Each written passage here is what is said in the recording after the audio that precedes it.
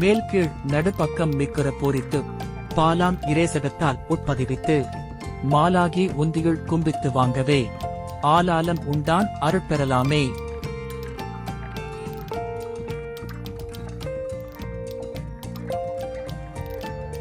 நமது உடலின் தலை கண் காதுகள் கழுத்து வரை உள்ளவை மேல் பகுதியாகும்.